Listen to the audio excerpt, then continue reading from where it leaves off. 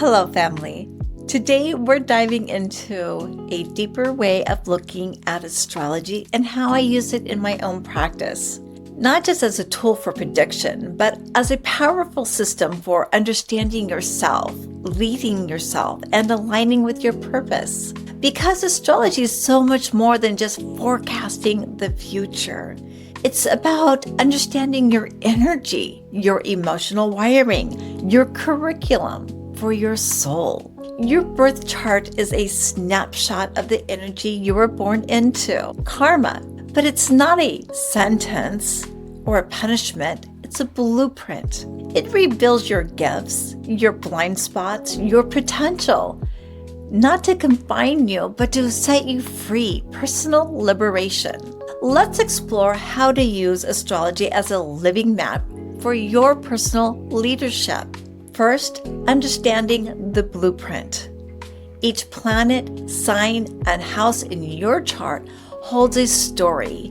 It reflects not only who you are, but also what you came here to learn. Your moon sign shows how you process emotions and what you need to feel safe in this world. Your sun sign points to your core identity. Your rising sign shows the energy you radiate out in the world. More than that, your chart shows you your power and where you're being invited to grow and expand. Think of it as your soul's instruction manual.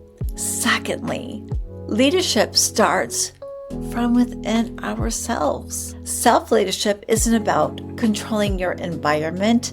It's about becoming the authority of your own life.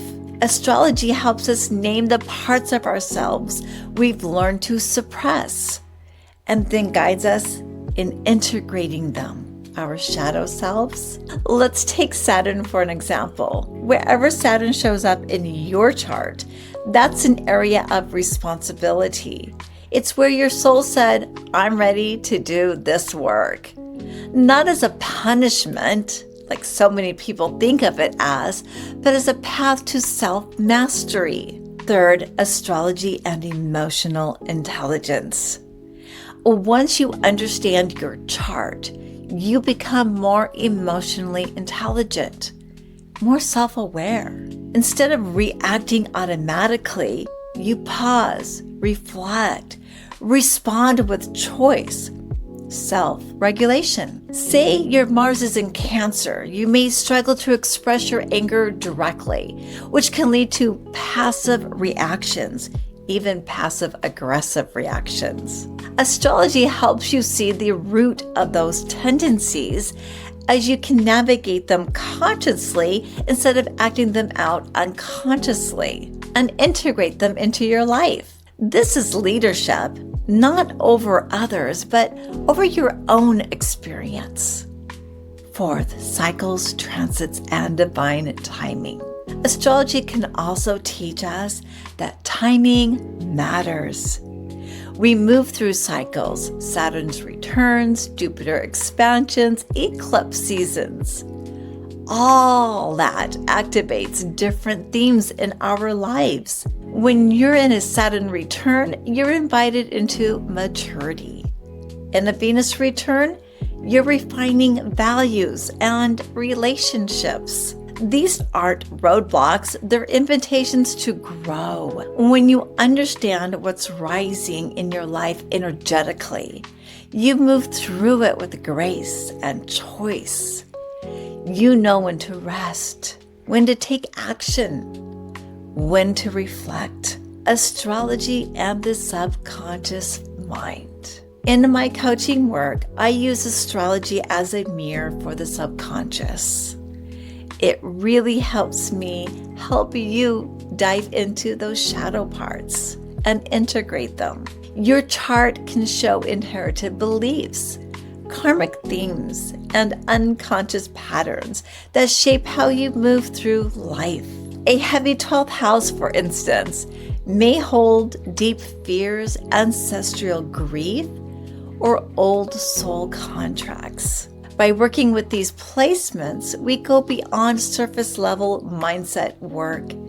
we get to the root. And when we heal from the root, the shifts are lasting. Bringing astrology into your everyday life. You don't have to become an astrologer to benefit from your chart. Let's start with the moon phases. Notice how you feel during a new moon phase versus a full moon phase. Track Mercury's retrogrades. Choose to communicate more mindfully when Mercury is retrograde. And reflect on your Venus placement and how it connects to love, money, and self-worth. Even understanding your Mercury sign can help you express yourself more clearly. There's so much that you can gather from these energies in your chart. Astrology becomes a daily check-in, not just a cosmic forecast. Embodiment is the real magic here. Here's where the shift happens. When you stop studying your chart and start living it, you honor your moon by meeting your emotional needs. You align with your rising sign by showing up authentically. What does that really look like for you? What is your path in this lifetime? You lead with your sun sign by embracing your core strengths, not ignoring them, not suppressing them, embracing them and bringing them out to the forefront. And you do the deeper work in the places that stretch you. That's the shadow work. This is true embodiment. When astrology stops being information and becomes wisdom that you apply to your life every single day. You stop waiting for alignment to happen and you become the alignment. Astrology isn't here to limit you. It's here to liberate you. It's about understanding your patterns so you can lead with awareness. When you use your chart as a map, you stop living by default and take control of your life and your dreams. You start making choices that are aligned intentionally and true to your unique nature. And that is the foundation of self-leadership. If you like to go deeper into this work, visit venusmastermind.com. The link is in the description. You already carry the wisdom. Let's unlock it together.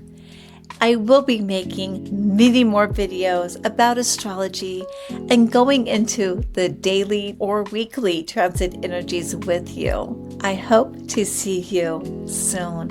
Leave a comment if you have questions and want further information or would love to see a particular video. Thank you and have a beautiful day.